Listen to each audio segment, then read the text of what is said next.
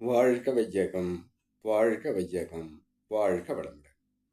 குரு வாழ்க, குருவே துணை. அருள்நிதி பேராசிரியர் அன்பழகன் திருவண்ணாமலை. அனைத்து அன்புள்ளங்களுக்கும் வாழ்க வளமுடன். குருவின் நினைவில் நின்று குருவினது ஒரு பாடலை நாம் சிந்திக்கலாம். அருள் மொட்டு என்ற தலைப்பிலே குரு கொடுத்திருக்கக்கூடிய தவமும் அறமும் என்ற தலைப்பை கொடுத்து இப்பாடலை பதிவு செய்திருக்கிறார். தவமுறையும் அறநெறியும் பற்ற பற்ற தருக்கென்ற தன்முனைப்பு குன்றிப் போகும். பவவினைகள் புதிது முன்னம் செய்த பவவினைகள் புதிது முன்னம் செய்த பதிவுகளும் மறைந்து மெய்ப்பொருள் காணும். பதிவுகளும் மறைந்து மெய்ப்பொருள் காணும். சிவநிலையை ஜீவனிலே உணர்ந்து கொண்டார். சிறுமை தரும் மனமயக்க மாயை ஏது. சிறுமை தரும் மனமயக்க மாயை ஏது. எவரெனினும் இவ்வழியாலன்றி உய்ய ஏது வழி வேறு உலகில் எண்ணிப்பாரீர். வாழ்க வளமுடன்.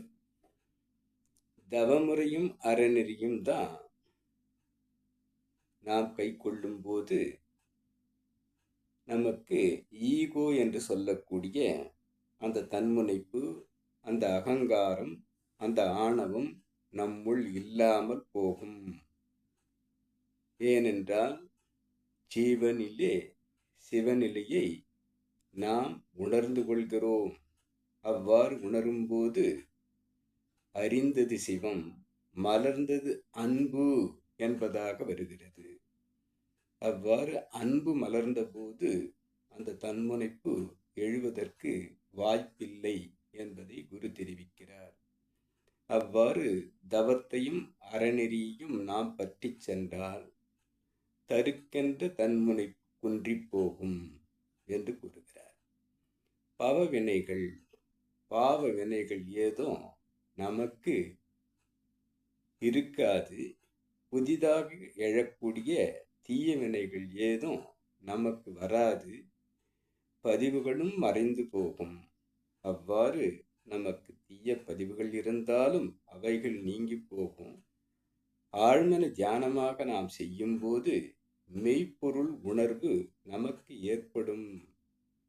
மெய்ப்பொருள் காணும் என்று கூறுகிறார். சிவநிலையை ஜீவனிலே உணர்ந்து கொண்டால் இவை அத்தனையும் நமக்கு வரும். அவ்வாறு வரும்போது சிறுமை தரும் மனமயக்க மாயை ஏது.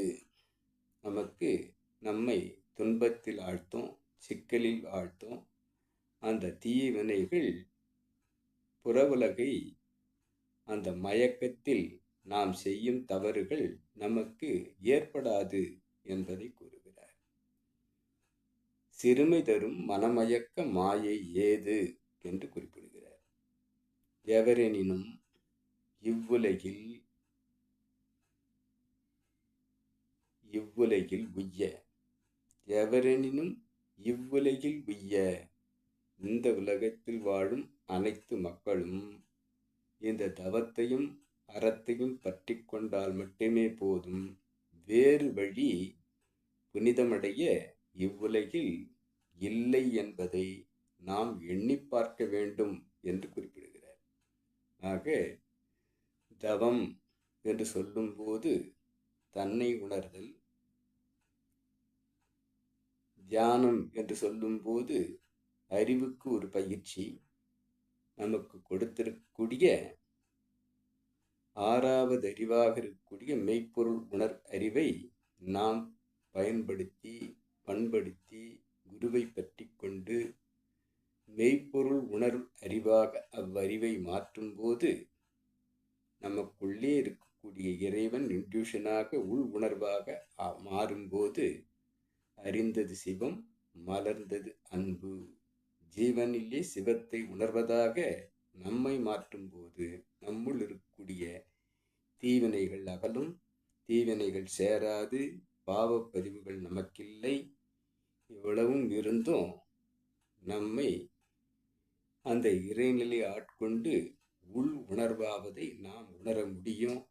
இவ்வாறெல்லாம் இருக்கக்கூடிய இதை நாம் பற்றும்போது நமக்கு இந்த மனமயக்க மாயையாக இருக்கக்கூடிய புறத்தோற்றங்களை ரசிப்பதும் துய்ப்பதுமாக இருந்து அதுவேதான் இந்த உலகத்துக்கு வந்தது நாம் என்று நாம் கருதி இருந்தது மாற்றம் பெற்று இடையிலே வந்து தீவினைகளை அகற்றி கொண்டு நாம் மெய்ப்பொருள் உணர்ந்து அந்த இறைவனை உள்ளுணர்வாக உணர்ந்து அவனுடன் ஐக்கியமாக வேண்டும் என்பதாக இறை உணர்வும் அறநெறியும் தான் ஒரு மனிதனுக்கு அந்த இலக்கை அடைவதற்கு வழி என்பதாக இருக்கிறது இவ்வுலகில் என்பதை குரு அவர்கள் ஆணித்தரமாக கூறுவதை நாம் கவனிக்கலாம்.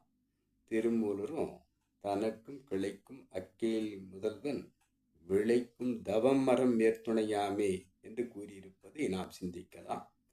ஆக குரு காட்டும் பாதையில் சென்று நாமும் நம் அன்பு குடும்பம் என்னால் வெற்றி மகிழ்ச்சி மனநிறைவு கொள்வோம் என்று சொல்லி இச்சிந்தனை இந்த அளவிலே நிறைவு செய்கிறேன். இதுகாரும் செவிமடுத்த அனைத்து அன்பு உள்ளங்களுக்கும் நன்றி. இவ்விளக்கத்தை என்னுள் ஏற்படுத்திய இறைநிலைக்கு நன்றி. இக்கவியை நமக்கு வழங்கி நம்மை புதுப்பித்துக் கொண்டிருக்கும் நம் குருவுக்கு நன்றி.